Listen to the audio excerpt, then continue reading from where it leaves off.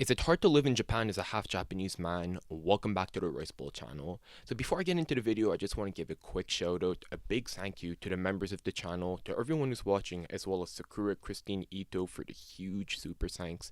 Thank you very much. But yeah, in today's video, I'm going to talk about, is it hard to live in Japan as a half Japanese man? And I just want to preface this by saying this is all based on my personal experiences. I know a lot of half Japanese people. I read about it online. Like personally, I don't really know that many half Japanese people living in Japan, but based on what I've read online, like there's some people out there who are struggling. Other people find it easier, and today I'm just going to be talking about my experience.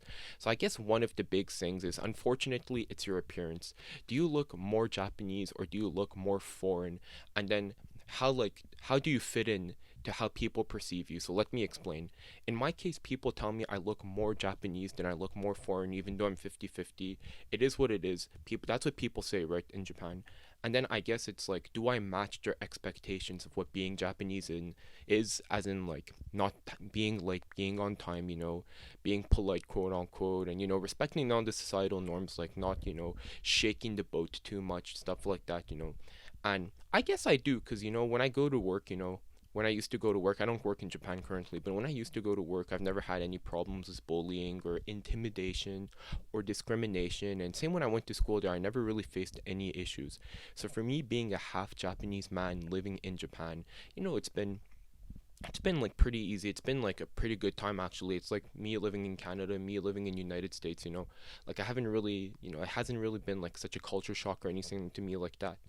And I guess one thing is, it's like some people might feel like if they're half Japanese and they're more of a outgoing person, or like they speak their mind, and then they go to Japan to the workplace and they have to be a different version of themselves to not be ostracized, and it might be difficult for them. But for me, naturally, I try not to, when I'm in, recently I've been doing it, to be fair, but like as it, like naturally, like I'm not that much of a, how do you say, a person who really speaks their mind at work, this and that. So that's changed over the years, but if I can't, I can't. It doesn't really bother me. And luckily enough, the places I've worked in Japan, I've never really had to speak my mind, quote unquote, because I've been treated well. The pay, it is what it is. It was fair pay, I feel. So yeah, that's the story about that. And do people like view you different if you're half Japanese? And I think yes, and that could be positive and negative also. Like, if you do something bad, people could maybe say, "Oh, that's his like other half side that's shining."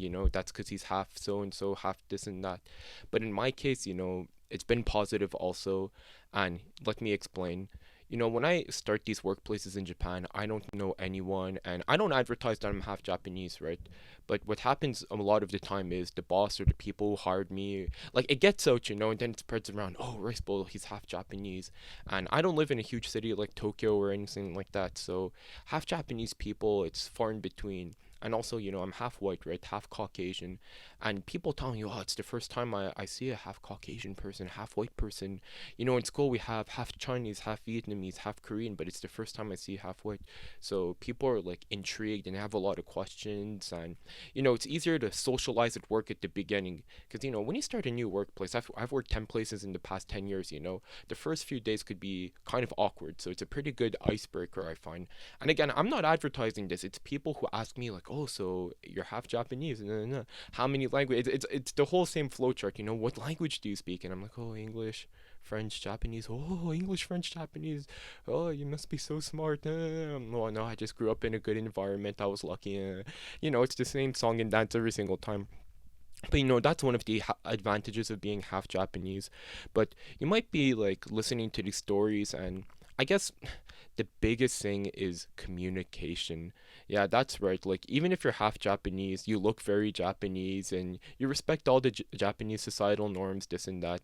If you can't really communicate with the Japanese people at work, or, Japanese people like you interact with, if you don't speak that much Japanese, I think it's going to be difficult for you, honestly. Like, if your Japanese is like a bit shaky, a bit dicey. In my case, I'm pretty fluent in Japanese. I went to Japanese school like on Saturdays for 7 years, something like that. And then after graduating, I had 1 year where, even though I was going to French school, I was fully immersing myself into Japanese culture, Japanese literature. Like, I was reading Japanese books, reading Japanese books. listening to Japanese music, watching YouTube in Japanese, even though it's still in its infancy, So my grades really suffered in French school because I was just immersing myself in Japanese for like a year or two. But in the long run, it helped me, I think, because you know, I only have my dad to speak to in Japanese around here. I don't really have friends to speak in Japanese, and I have, one Japanese friend or one half Japanese friend who lives nearby, but he only speaks English with me. I don't we really don't speak in Japanese with each other. So, and even with my brother, I speak in English with him. So, it was good to immerse myself in the Japanese culture like that, just to see how other people speak in Japanese with each other. But yeah, I haven't really faced any hardships because of that, because I just go to the workplace and I'm able to talk with people fine. And I'm a person who naturally likes to talk, so I'm not going to just like stay in my shell. I talk with people, get to know about them. So at all these places, meet all these people, and luckily for me, I've never really faced any, backlash or like hardships or anything like that. And I guess one thing though that you could say is a downfall is job opportunities. So I studied in the West, I studied university in North America. So it's a bit harder to find, in my opinion, it's a bit harder to find jobs in Japan. And if you want to work, in food service, in a factory, like doing picking or something like that, a warehouse job, like, yeah, it wouldn't be an issue. But I applied at one point after university to a couple of, I studied food science, right? So food science jobs, and that was really difficult. I think I applied to 30 jobs, and I only got, I'm trying to remember, I think I got two interviews, or I I got one interview for sure, and another one is I passed to the second round and I got cut. So very competitive. And one of the questions was like, one thing led to another. I was talking about how at the time I had a grandparent who was sick, and they recently passed away, this and that, and they asked me like, oh, if your remaining grandparent gets sick, like, are you going to go back to North America?